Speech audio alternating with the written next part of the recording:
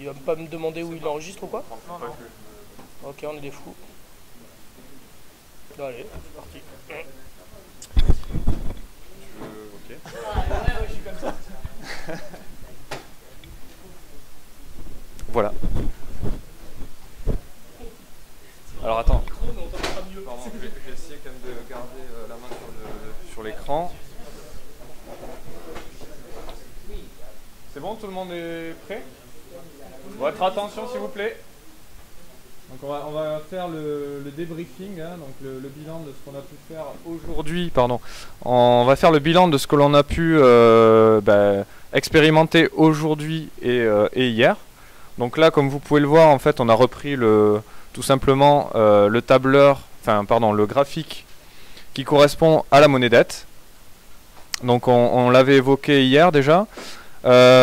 Les éléments très importants en fait, donc c'est la barre verte, vous la voyez bien d'ailleurs, c'est bon. Donc celle qui est en haut, avec l'écart type et en rouge la moyenne. On va peut-être faire un récapitulatif. Tout le monde sait de quoi on parle? Voilà. On va dire c'est la moyenne des différences hein, par rapport à la moyenne justement. Donc à droite la fameuse banque. Je crois que c'est flagrant. Donc Bruno, si tu vois pas très bien, à droite tu vois un énorme bar graphe qui constitue la banque. Et en gros c'est ce que avec les intérêts, c'est ce que la banque a pu gagner. Alors, une petite info, c'est qu'il y a eu blanchiment d'argent. Pour être plus réaliste, en fait, on a fait du blanchiment d'argent aussi. Pardon. Certains trucs qui sont passés directement à la poche du banquier qui n'auraient peut-être pas dû, mais... C'est-à-dire du capital qui devait être détruit, en fait, et passé directement, comme ça, subrepticement, dans les poches de la banque, en fait. On va dire c'est un petit... On vit ça tous les jours. Toute correspondance avec la réalité serait fortuite. Pour simplifier, hein, ça dépend, ouais. Il y a Patricia, en fait, voilà, on a quand même des cas assez représentatifs. Donc Patricia qui n'a rien gagné au final. Oui, et même tout perdu. Après, c'est quand même relativement équitable par rapport aux autres personnes, hein, on va dire. À part Jacques et Patricia.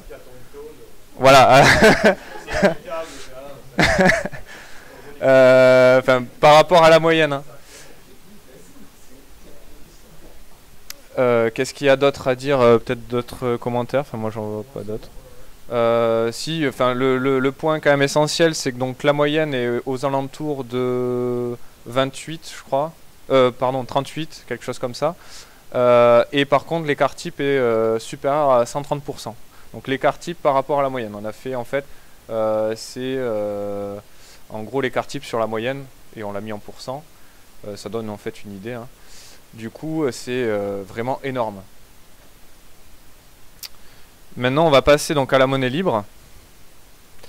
Alors, hop. Voilà ce que l'on obtient. Donc, évidemment, il n'y a plus de banque, hein, puisque tout le monde est coproducteur de la monnaie. Plus besoin de cette institution. Vous pouvez le voir en fait avec simplement les histogrammes, hein, même sans les autres indicateurs. Vous voyez qu'à peu près tout le monde est au même niveau. On va voir la plus faible valeur là, qui est à quoi? À 55 à peu près. La plus haute qui sera aux alentours des 100, 95. Mais ce qu'il faut voir, c'est que par rapport à l'écart type de tout à l'heure, on a un écart type qui est quasiment en dessous de 25. Donc c'est vraiment très peu. On a très peu de différence entre la moyenne et les gens qui...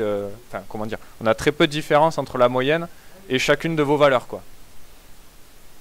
Et au niveau d'ailleurs de la production de valeur, on est aussi supérieur à la monnaie dette. Ça c'est important à le dire. De le dire, pardon. On constate que la production de valeur a plus ou moins doublé et que l'écart type a été divisé par 6, hein, quasiment. Donc c'est vraiment incroyable quoi, le résultat, la différence. Ah oui, ouais, effectivement. Oui, c'est peut-être plus parlant au niveau des joueurs. Donc là, hop, on va reprendre. Donc là, vous voyez le graphique sans la banque en monnaie dette. Donc c'est vrai que c'est un peu plus parlant puisqu'on a juste les joueurs là.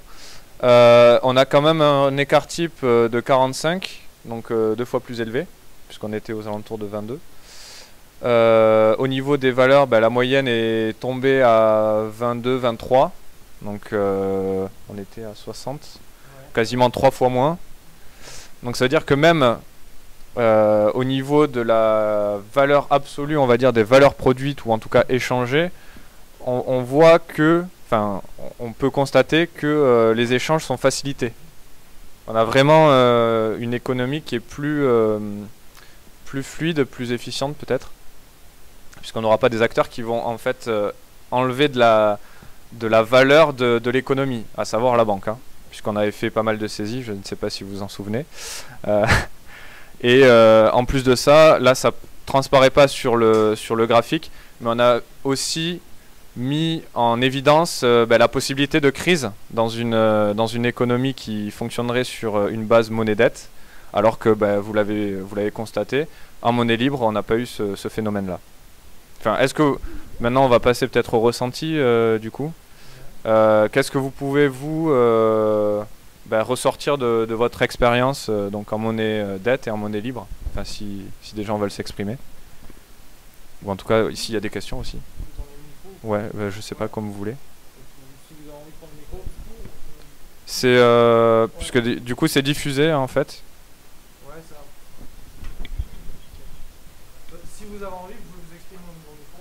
On est en train en fait de filer le compte rendu. Ce sera publié sur Internet. Du coup, moi c'est Jake.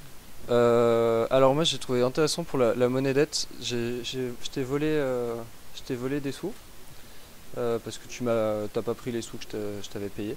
Du coup j'ai rien dit. Et il y a eu plein de petites bidouilles comme ça. Le troc pendant la crise était super intéressant aussi parce qu'on était bloqué quoi, donc on fait du troc. Ça se passe comme ça.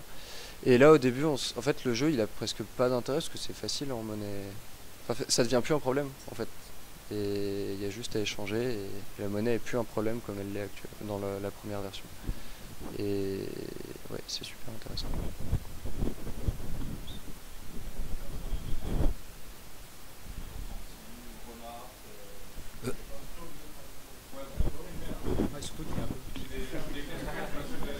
C'est normal, c'est pour le cycle.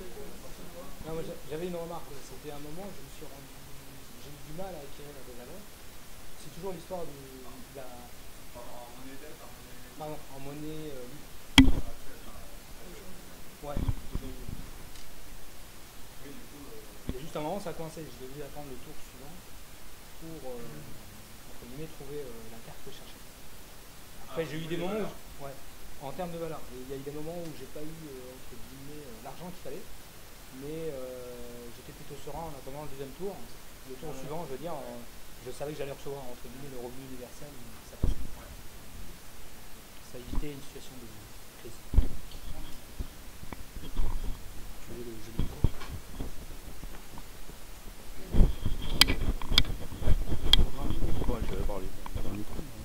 Moi j'ai une question, et ça s'appliquerait comment dans la vraie vie en fait? Parce que là, théoriquement entre nous on est tous d'accord, mais dans la vraie vie, avec des gens qui ne seraient pas d'accord.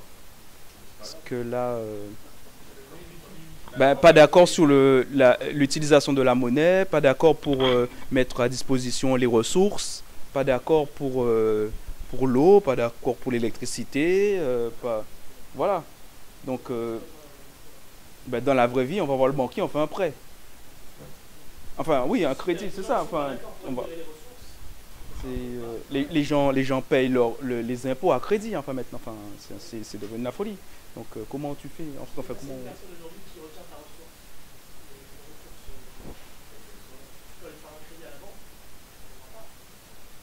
Oui, mais pour... Oui, mais oui, c'est ça. Pour la monnaie libre, comment ferait-on à la limite pour justement peut-être intéresser, pousser les gens. Enfin, je ne sais pas comment ça s'appliquerait réellement dans le... Une des 4 libertés fondamentales sur lesquelles se base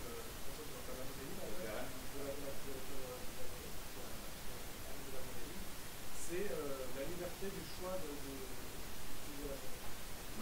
Donc on ne peut pas forcer quelqu'un à utiliser une monnaie. D'accord. Donc Et- la monnaie libre. Ok.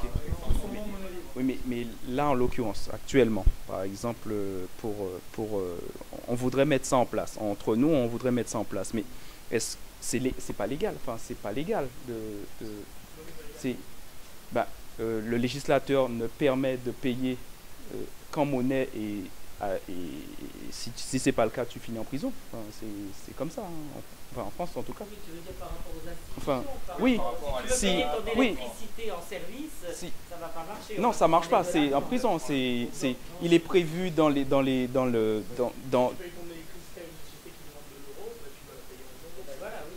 Oui, c'est ça. Oui, voilà. Le législateur a prévu que tu ne peux pas payer autrement qu'avec des euros. Si tu as un acteur économique, Donc pour le moment, c'est illégal de pouvoir faire une deuxième monnaie, c'est-à-dire mettre en place une deuxième monnaie.